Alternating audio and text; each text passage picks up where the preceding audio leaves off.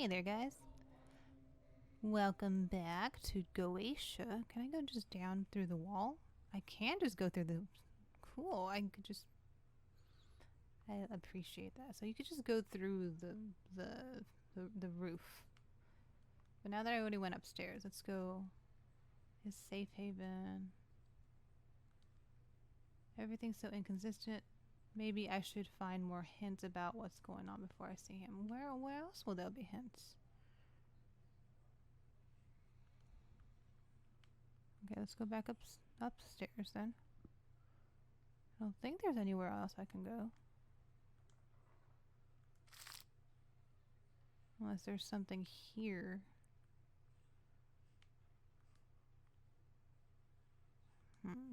Oh wait, there's nothing here. No, there's blue here. I can't get through any of the walls.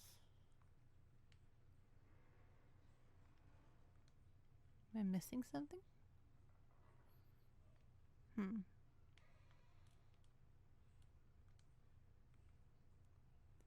Nothing I need right now. So I think it's related to this.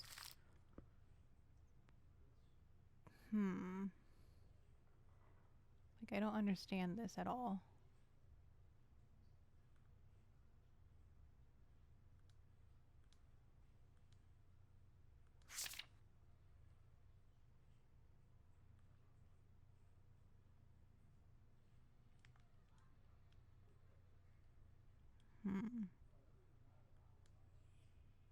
Go through here. Okay, can I go upstairs? No. Oh wait, I can go up here. Cool. There we go.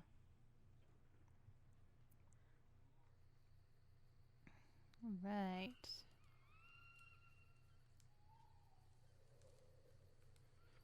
Ben-Hur, The Tale of the Christ by Lewis Wallace. Leaving a book out of its shelf isn't in Annie's habits.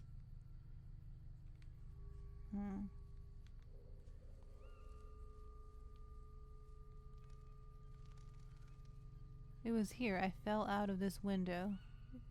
It was an accident, but I clearly remember falling here. Okay. Can't go through there. Can't go through there. Okay. So I have to go outside again.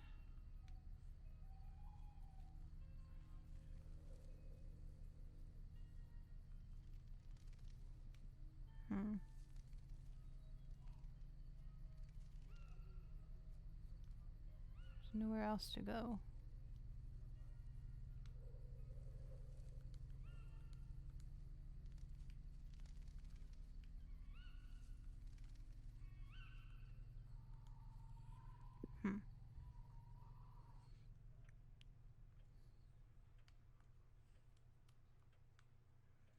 Where else is there to go, though?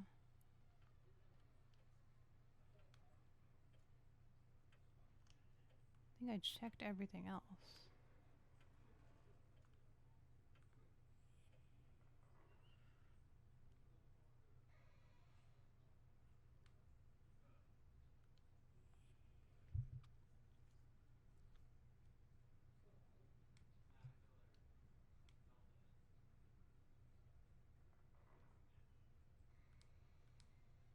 Ooh. Possession. Abigail just possessed an object. She is now able to move it, use it, or combine it with another. On the other hand, as an object, Abigail gains a foothold in the world of the living and has to accept its rules. No object can cross a wall. B button to leave the object. Okay, so now I can move around as a frickin'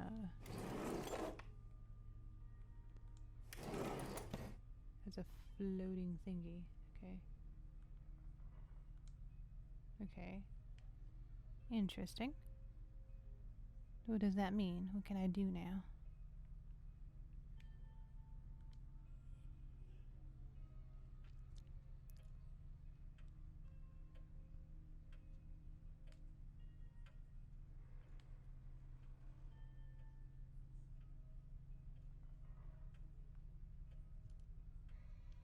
I don't remember anything that needed to be like me to be physical.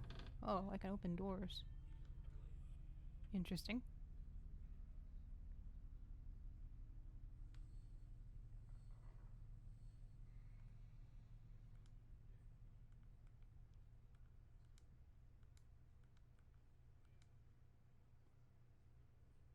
Hmm.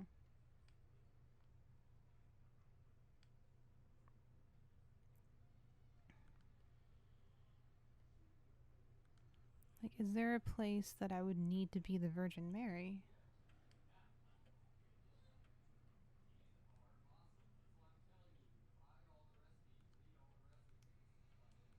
The door's locked.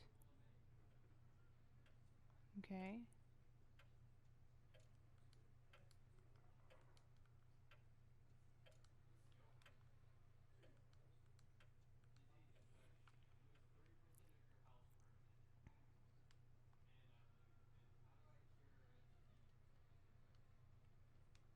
What can I do as a Virgin Mary? Oh, am I just supposed to like move? Is that what it is?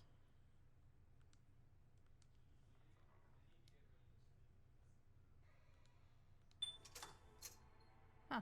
Okay. I didn't have to. I just needed to move the object. Okay. Cool. Some accounting invoices, deeds of property. And what's this? I can't read that well. Death in the sub-district.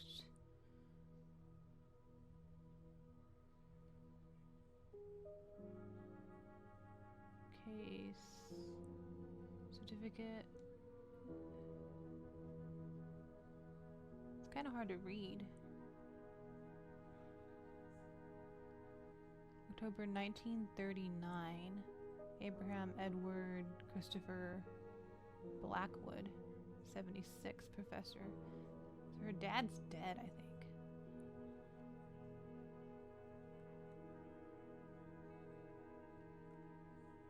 It's impossible. I can't believe it. He was 76, but how? What happened to me? What about Mother and Annie? 1939. My last memories date back to 1902. This must be a bad dream. So much of this doesn't make sense. I need to understand what's going on. Father's office. He must have taken notes. Maybe his research can help me. Okay, now you're going to go and check your father's room. Because you know he's dead. Okay, now this looks a little different. But, this, okay. This is weird. Okay. These books seem important and they're well worn. Have you heard the story of Icarus, who flew too close to the sun? Let me tell you our version of that ancient story. A man who thought himself a great alchemist, the master of the elements of nature, found an old forgotten grimoire that would teach him to summon demons and command them to carry out whatever he wanted.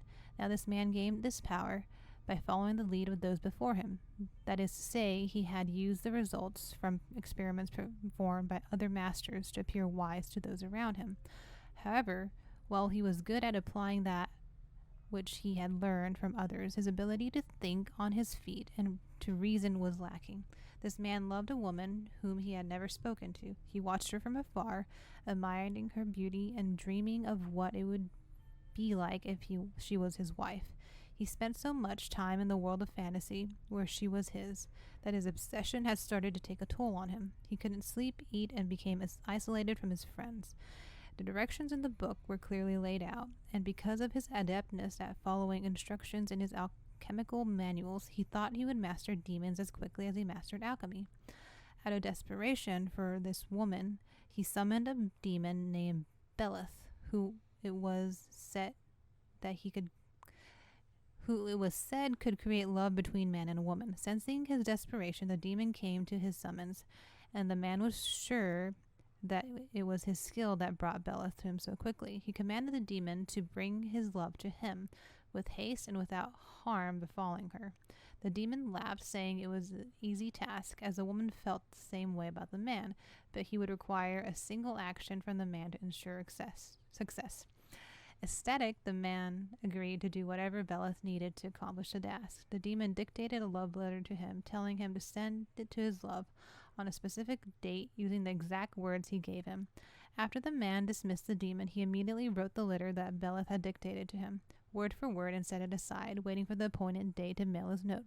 When the day to mail the letter, his love went to a spiritualist to speak to her beloved mother, who had passed when she was young. When the medium called the spirit of her mother, Belith came in disguise and told her of the letter that she would receive. He told her that the man who wrote it was a necromancer and meant to do her family harm.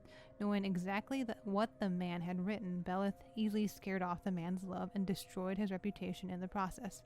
Just like Icarus, his overconfidence has destroyed him. However, we can learn one more lesson. Without the ability to reason, to create and innovate, a master is not a master. Never take what you read or see at face value, and that includes anything and everything that I write you. Interesting.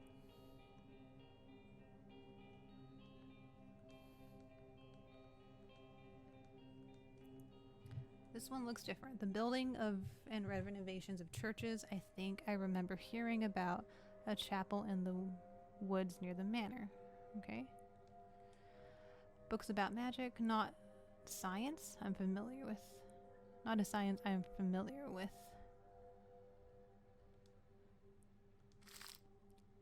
Mother, since you will not listen to reason, I must stop you myself. I apologize for stealing your notes, but I see no other way. Gabriel may be the oldest, but he has no idea what you are up to. I will be back for you, for young Edward and Robert. I forbid you from trying anything with them, or you will dearly regret it. This has all gone long enough. Farewell. A. I don't recognize Father's handwriting on this notebook. Okay, a lot more reading. And this freaking cursive is a bit harder to read, but we'll try. Okay. Writing a journal has never interested me up until now, but these past few days I felt the need for it. All of these things are crowding my mind, and I can hardly sleep. I found Father's precious notes today. I discovered what took up all his time. An incredible collection of documents, vague references, and crazy writings about demons and seals, names I know nothing about, enigmatic symbols drawing a huge number of documents he used to share with my sweet Abigail an eternity ago. My first instinct was to close this box to put it back where I found it, but curiosity is consuming me. I could assume this is her sister Anne. I am voraciously reading Father's documents, and I am starting to make sense out of them. Maybe he wasn't as mad as his isolation let it on. What I took for a time-consuming hobby was actually an in-depth study of an ancient cult named Goetia. The idea of it still seems crazy, and maybe it is Goetia. It is. Goetia was used to call forth demons to ask questions or favors of them, a very human tradition, but these summonings seem to have been possible. Father seemed interested in 5 of these demons. Malfast, I can't read this cursive. Boone, Payman, Forrest, and Nibirius. These notes are very detailed about rituals, formulas, personalities of each entity, strengths, and weakness. I have difficulties believing that they really exist. However, Father's studies are so thorough and precise that I am beginning to have doubts. Curiosity is guiding me towards knowledge. I tried some of the rituals this past week. I'm happy I can isolate myself, as I feel somewhat ridiculous saying out loud the summoning words taken from the strange language. I have no success yet. This quest is consuming me. I will spend entire days writing down the questions I want to ask the demons, as well as the behaviors and words I should avoid in their presence. I chose Malthus. He seems to be less deranged of the demons among those I read about, and I hope he is not so dangerous. but he does not seem to hear me. I'm growing desperate. War is coming, I feel it. The people of Oakmarsh are different, nervous. The enemy is far from our front door, however. I can't stop but feeling they are reacting strangely to my own presence. I couldn't explain this feeling. I feel feverish, confused. I can't sleep. I can't believe it. Malthus answered. I first perceived an indescribable noise, as is a huge hammer was hitting the walls around me. Then a wind filled the room, coming from under the doors. I swear I heard the rustle of feathers, as if thousands of birds were flying around the room. When he started speaking to me, I froze to stunned to an utter too stunned to stun. I froze. I think it's supposed to be too stunned to utter a single word. This fellow, this demon, is particularly charismatic. My first thoughts went to my beloved sister Abigail, would have been so impressed, astonished, and asked the questions. I carved answers for, was Abigail with him? Could he find her? He laughed. Malthus has a very charming laugh, very soft. He told me he could bring her back, but that she was well. I should feel calm, but my thirst for answers isn't calmed. Malthus and I are growing to know each other. It feels so strange to write it thus, and even more strange to live it. This demon is particularly caring, and I sometimes forget he is an entity by far superior to us poor humans. It seems I am for him a welcome distraction. He has had little occasion to talk with the living these past 5 millennia. I sometimes think of my dear Joseph, and I feel a guilty relief that he should no longer be of this world. If Father were still alive, my research and my success would have surely filled him with pride. And Abigail, who often mocked my terror when faced with Father's experiments, can she only see me today? Would you be proud of your older sister? I keep my research far from my children's reach. They are too young to understand what is at stake, but maybe I can start talking about it with Gabriel. I'm looking forward to sharing my knowledge of the rituals tied to Goetia. This is really long. I'm sorry, this is going on for a while. But maybe they suspect something. Alexander seems wary lately. They are here. They started bombing London yesterday. Miss Matthews and her husband left Oakmarsh a few days ago, leaving everything behind. I'm worried what world will my children grow up in? Can I even imagine what tomorrow will look like? When I asked Malthus, he had this amused look he often has, the one that annoys me so much. Arrogant heaps of feathers. He doesn't care, of course. Hell is a far more peaceful place than Earth, he said. I exchanged a few words today with I can't read this frickin' cursive. Elias, the vicar. I couldn't stand not sharing my research, but his reaction surprised me. He told me he had been eagerly waiting this day.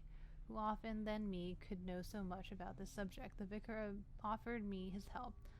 How could a man of God conduct such research trying to call forth demons? I think I'll accept his offer. I only browsed through some of Father's work and demonic invocations is only a small part of Goetia.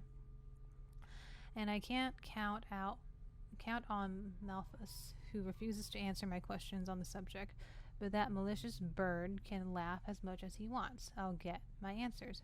So maybe that crow that was at the beginning of the game is Malthus. Probably, right? Oakmarsh is now empty. I have a ghost town at my door. Goetia isn't a discreet art, and I suppose the last rituals convinced the bravest of them to leave their home. Let them go. I don't need their idiotic prejudice.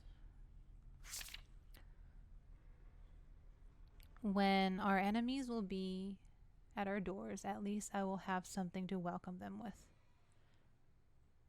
So it's May 11th. Gabriel, my sweet Gabriel, I was sure you'd understand. I love you so much. Robert Edward, I hope you'll understand the importance of this quest. There's no hope left. I won't be here when these disgusting invaders arrive, but let them try to get close to my children. They will regret it. Come and colonize Oakmarsh. See what I care. None of these short-sighted villagers supported me when I needed it. They don't deserve to be remembered, but if they come inside Blackwood Manor, I will rain down hell on them. Thank you, Anton Illyrius, pastor, from the bottom of my heart. Thank you so much. Everything will be ready. I won't be here to see the world crumble. You don't look as arrogant and mocking as before, Malthus. Don't worry. I'm not heartless. You won't be alone. A few friends will join you. The spell is sealed. Abigail, please wait for me. Hear me. Heed my call. Alright. Interesting. Does she have anything to say about that?